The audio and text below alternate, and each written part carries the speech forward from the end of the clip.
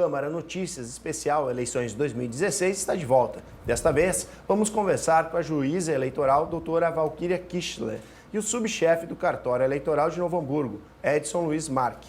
Eles esclarecem dúvidas sobre as regras eleitorais desse ano.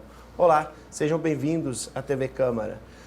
Doutora Valquíria, gostaríamos já de iniciar com a pergunta sobre quais são as restrições eleitorais nas eleições deste ano.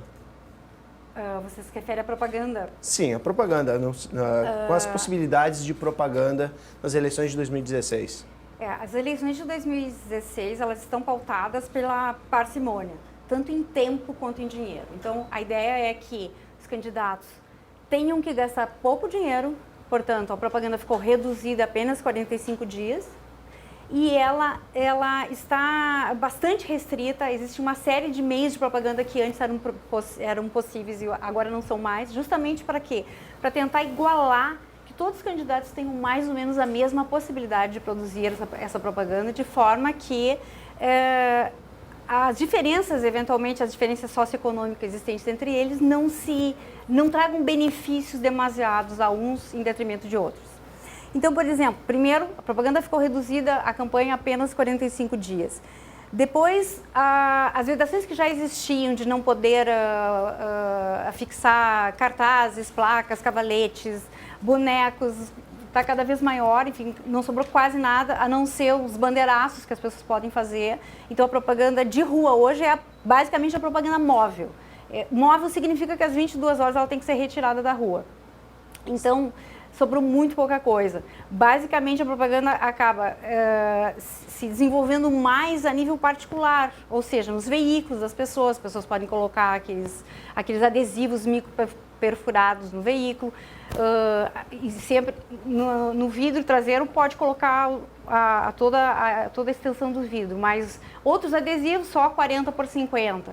No caso das casas? Das casas. Por exemplo, se uma pessoa é convidada a expor uma placa, essa placa ou adesivo na janela, alguma coisa assim, não pode ultrapassar a dimensão de 40 por 50 também.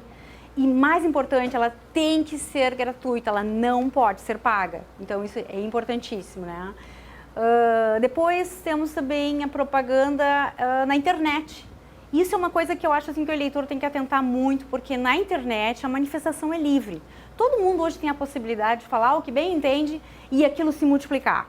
Entretanto, assim, é preciso que as pessoas tenham muita cautela, porque nada que se diz sobre eleições na internet pode ser anônimo. E o que for anônimo, aí sim, pode ser apenado, pode ser punido, né? E, eventualmente, qualquer candidato ou mesmo um cidadão que publicar alguma coisa, alguma ofensa, alguma agressão contra um candidato, ele pode ser levado, obrigado a oportunizar ao ofendido o direito de resposta na internet, no seu próprio Face, por exemplo. Sim. Então, assim, tem que ter muito cuidado, as pessoas têm que ter cuidado para expor as suas opiniões na internet, porque elas podem responder, não só ter que oportunizar direito de resposta, responder por um crime de calúnia, difamação, injúria, tem uma série de responsabilidades, então as pessoas têm que ter um cautela. Você pode apoiar seu candidato na internet? Pode, é livre, mas cuide com aquilo que você vai falar sobre o candidato adversário, né? Muita cautela, porque você pode responder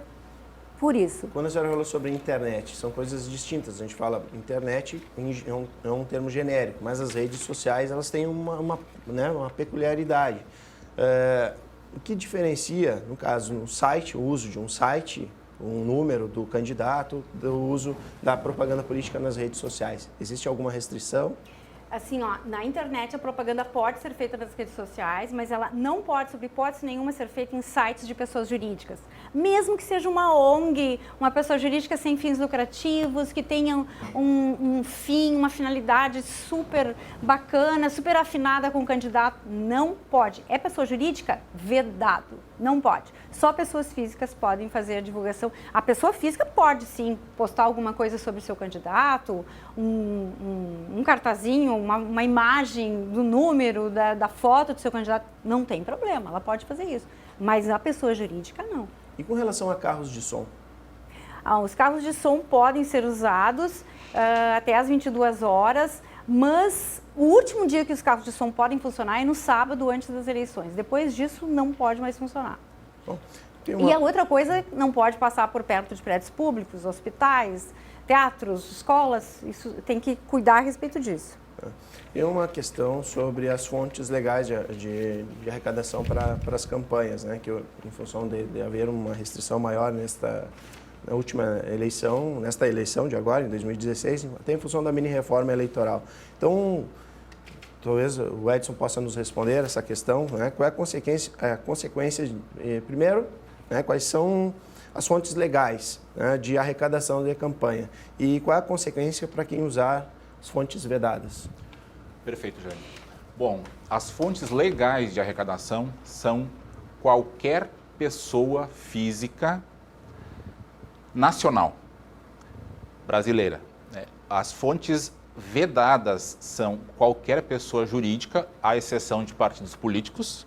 Isso é muito importante a gente chamar a atenção. Então, não há uma proibição para que todos os CNPJs façam doação, né? Os partidos políticos, em que pese tenham CNPJ, eles podem doar entre si, né? Outra fonte vedada é qualquer pessoa física ou jurídica estrangeira, né? Então, também, isso é muito importante. Isso, então, existe para que se evite qualquer tipo de interferência internacional no funcionamento dos partidos, certo? E outra fonte vedada, a última fonte vedada é a pessoa física que seja sócia ou administradora de empresa, né, de pessoa jurídica que tenha recebido recursos em face de permissão ou concessão pública de qualquer uma das três esferas. Ou seja, no caso do, por exemplo, Bolsa Família, quem é recebedor do Bolsa Família pode contribuir? Em tese pode, embora se esteja diante de uma suspeita de falta de capacidade financeira do doador.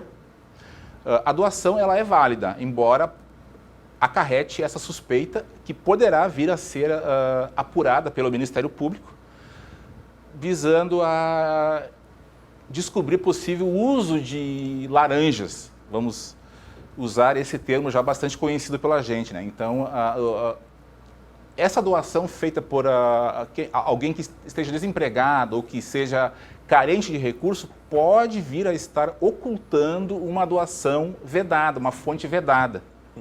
E isso poderá ser objeto de uma outra ação eleitoral que pode acarretar uma multa tanto para o doador quanto para o candidato. Essas são as consequências, né? Além de... Perfeito. Existe algum... Para o candidato, ainda em complemento, ele pode vir a ter cassado o seu registro. Dependendo da gravidade. Né? Da falta em si. Me lembrei agora também a questão de entidades, por exemplo, entidades sindicais, entidades beneficentes, religiosas, esportivas. Ninguém pode doar. Desses estão nos grupos das pessoas que têm... Não, é vedado doarem. São pessoas jurídicas. Sim. Não Até pode. 2014 isso era possível, né? Então, esse tipo de pessoa jurídica podia fazer doação. Hoje não pode. Bom, e como deve ser feita essa prestação de contas? Jaime, a prestação de contas ela é feita de uma forma mista, online e física. Como assim? Os partidos e candidatos, eles estão lançando as suas arrecadações e os seus gastos eleitorais em um sistema chamado Sistema de Prestação de Contas Eleitorais, que eles instalaram nos seus computadores, nos seus partidos. Então, até 1º de novembro, tanto partidos quanto candidatos vão ter que transmitir esses dados por esse sistema para o TSE, que vai então, por sua vez, replicar na internet e concomitantemente vão imprimir determinadas peças e vão juntar alguns documentos, dentre eles os fiscais relativos aos gastos com o fundo partidário, por exemplo, e mais alguns documentos, todos constantes da legislação eleitoral e vão, então, protocolar no cartório eleitoral. Então, é dessa forma que se presta contas. E à medida que eles vão arrecadando, eles têm alguns informes semanais, como funciona? Até 72 horas. Isso. 72 Os horas. recursos financeiros que forem, apenas os financeiros, porque existem recursos estimáveis em dinheiro. No caso, uma cessão de uso de um bem, por exemplo, então, não entra nesse prazo das 72 horas. Mas os recursos financeiros, eles possuem a obrigatoriedade de serem informados nesse sistema, o SPCE, em até 72 horas do recebimento. Essa cessão de uso, o que é isso? Um empréstimo gratuito, por exemplo. De um veículo, de um imóvel, para servir de sede. De um computador. De um computador. Ao Isso são uso. bens estimáveis em dinheiro. Eles têm Digamos, um o valor particular que econômico. empreste a sua garagem para servir de comitê financeiro ao candidato. Então, Isso é necessário também informar. com certeza. Ah. Deve-se emitir o recibo de doação e informar na prestação de contas. Eu acho importante mencionar ainda, já uma questão a respeito da prestação de contas. Os candidatos eleitos que não cumprirem o prazo de prestação de contas até 1º de novembro não vão ser diplomados. Então, assim, importantíssimo, o candidato que for eleito, é incontornável, ele tem que apresentar as contas. Mesmo que as contas sejam desaprovadas, é uma coisa, mas se ele não apresentar as contas e não observar o prazo, não vai ser diplomado. Bom, doutora Valquíria, agora uma pergunta bem operacional. Hoje a gente trabalha com um período de 45 dias de campanha. Como é que a Justiça está trabalhando nas questões de prazos num período tão curto, com tanta demanda, com tantas questões que estão sob júdice? Bom, nessa época do período eleitoral, a legislação determina que os feitos eleitorais eles têm prioridade absoluta. O juiz tem 24 horas para decidir, tudo tem que andar super rápido, o juiz tem que abandonar tudo o que está fazendo para colocar esses feitos em prioridade, tem que resolver esses feitos prioritariamente. E como isso está sendo, né, no dia a dia de isso vocês? É plenamente possível, a gente se organiza para isso, não marca tantas audiências, diminui a pauta, deixa assim bem claro, a jurisdição é que fica prejudicada, a jurisdição eleitoral é privilegiada e a jurisdição normal, a jurisdição comum é que ela acaba sendo prejudicada em parte durante esse... Ainda bem que, por outro lado, é por pouco tempo, né? Justamente. Bom, tem uma questão também das condutas vedadas ao eleitor na véspera ou antivéspera e no dia das eleições. Assim, questão assim, por exemplo, importante mencionar, começando da quinta-feira, tá? A partir da quinta-feira, antes das eleições, é o último momento para se fazer reuniões públicas, utilização de aparelhagem de sonorização fixa e debates. Depois, na sexta-feira, último dia para propaganda paga em jornais, né, a publicação. No sábado, o último e derradeiro dia para carros de som, distribuição de material gráfico, santinhos, panfletos, etc. Promoção de caminhatas, carreatas, passeatas. Esse é o bandeiraços, esse é o último momento. A partir desse dia, não tem mais. Aí, no dia das eleições, não pode acontecer mais nada, né? No dia da eleição, não pode divulgar qualquer propaganda partidária ou eleitoral, não pode distribuir santinho, não pode perguntar para você já tem candidato? Não, nesse dia não, porque você pode ser preso em flagrante. Isso está terminantemente vedado. Vedado, proibido. Não pode usar alto-falante, não pode amplificação de som, carreata, propaganda boca de urna. A manifestação do eleitoral tem que ser silenciosa e individual. É a bandeira, caminhar pela rua com a sua bandeira, manifestando, o meu candidato é esse, meu partido é esse, ok. Não pode distribuir santinhos, não pode usar cornetas, juntar gente numa esquina fazendo bandeiraço, não, vou determinar que disperse, não pode. Até às 5 horas da tarde. Às 5 horas da tarde, ok. E o que acontece com um eleitor que infringir esse regamento? Bom, ele vai ser preso em flagrante. Se ele tiver, de alguma forma, se de alguma forma ele estiver fazendo boca de urna, ele vai ser preso em flagrante, vai ser levado até o cartório eleitoral imediatamente. Existe alguma outra punição, no sentido de multa pecuniária, algo desse tipo? Ele pode responder por multa ou prestação de serviços à comunidade. Provavelmente naquele dia ele vai ficar envolvido com essa situação. Então, assim, toda a cautela é necessária. Também é importante dizer assim, que é crime punido com pena de reclusão de até 4 anos e pagamento de multa a captação de sufrágio, que é oferecer ao eleitor algum benefício, alguma vantagem, um emprego público em troca de seu voto. Então, esse tipo de coisa é mais grave. Aí nós temos um crime punido com pena de reclusão, mais complicado. Mas qualquer um que, de alguma forma, fizer alguma desordem, embarace os trabalhos, impedir o exercício do sufrágio, vai ser detido, porque é prioritário que o eleitor tenha liberdade, ele tenha... que ele não seja molestado no seu exercício do voto, né? E que ele não seja coagido, não tenha qualquer tipo de pressão. E essa é a ideia no dia das eleições. Bom, há uma questão que está atingindo aqui em Novo Hamburgo, que é a questão de um candidato a prefeito que teve o seu pedido de candidatura impugnada, né? Qual é a situação hoje? O que aconteceria? Qual era o reflexo dessa medida que foi, né, tomada pelos TSE, né, a respeito da restrição? Que eu tenha conhecimento, é importante dizer o seguinte, essa matéria é competência da doutora Andréa Seni, que é a juíza eleitoral da outra zona eleitoral. Nós temos competências definidas. Então, a juíza que entende de registro é ela. Entretanto, a gente tem conhecimento que há um registro que não foi deferido. Esse registro encontra-se sob júdice, por assim dizer. Então, por enquanto, ainda há uma decisão apenas em primeira instância.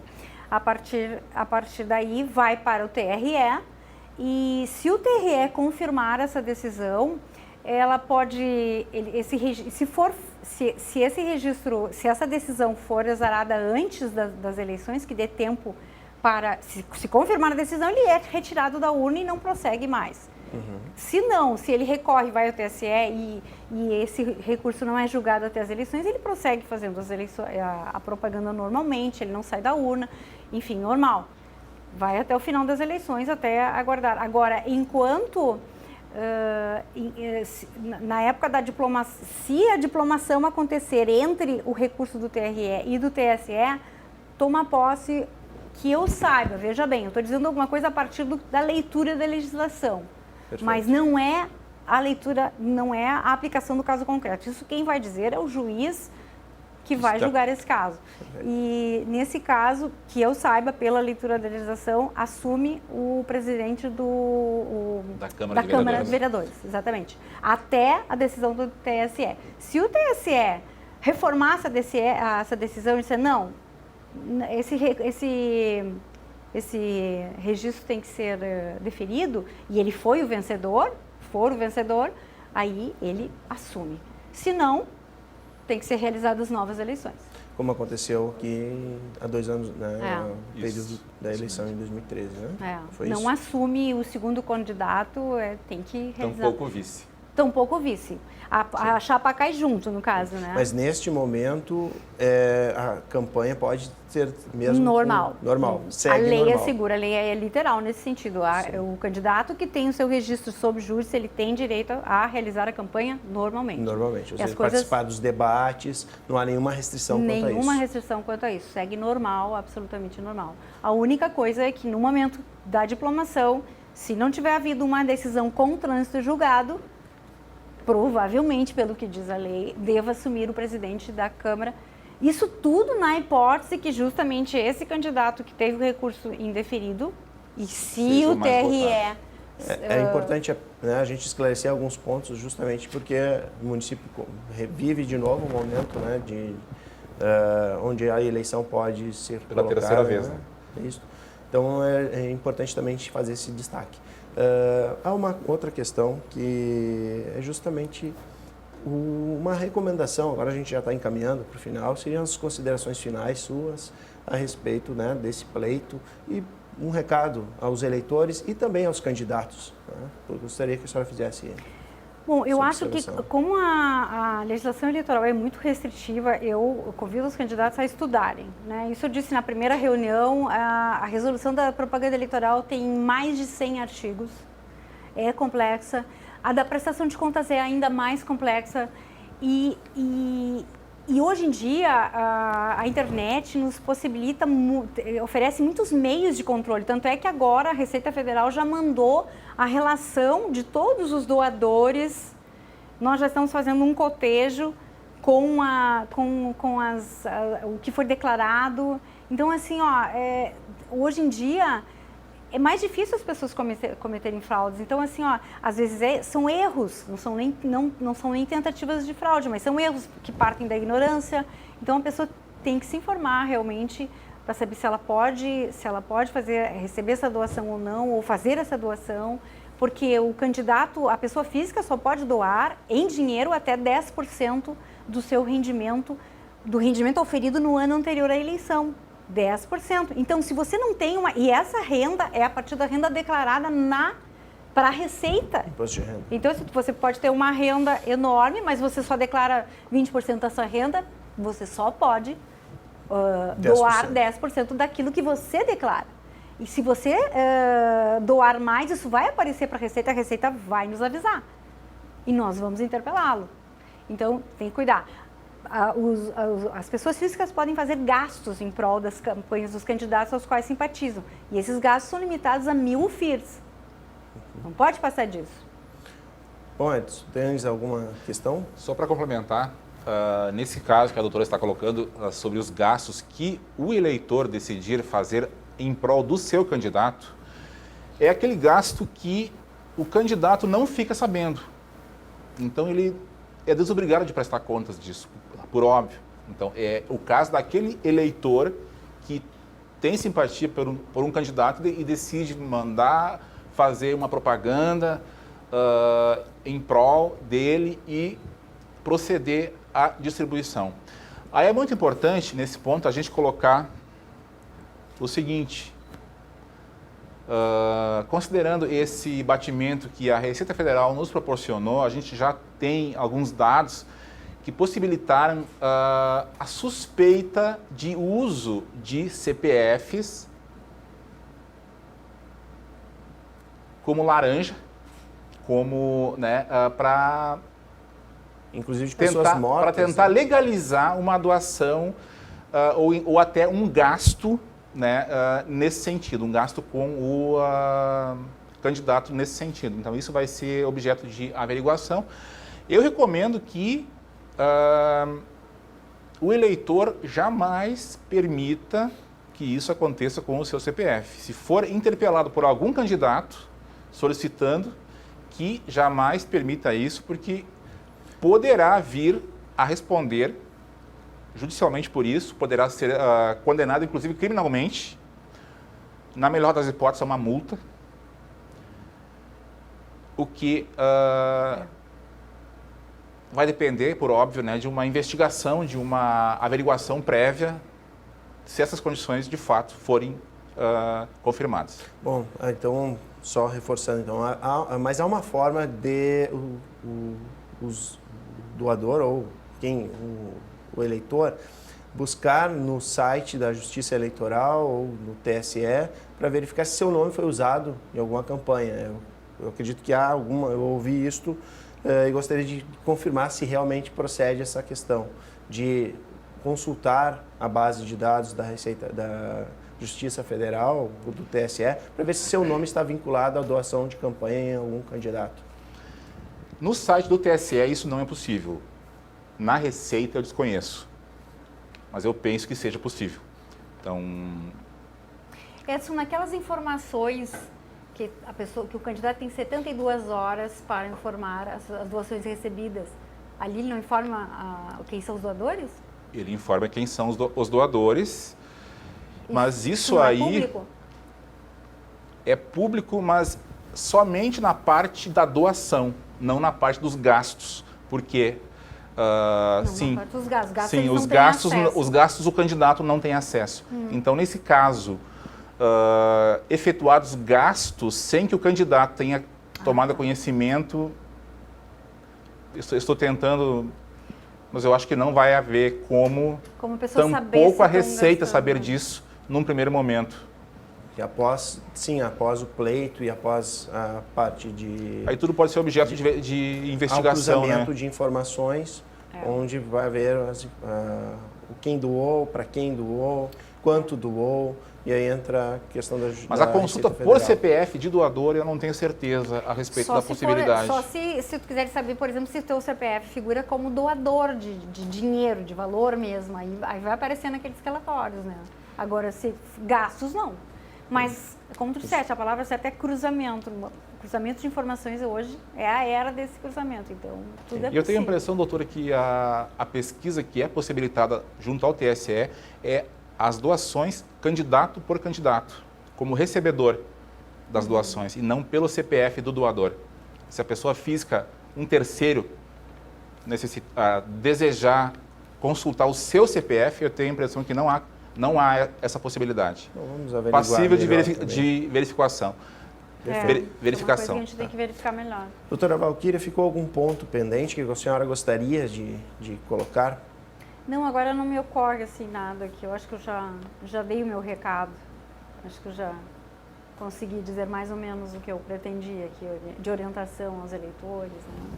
Perfeito. Então, agradeço a sua participação, agradeço a participação do Edson. E o Câmara Notícias Especial Eleições 2016 fica por aqui. Até o próximo programa.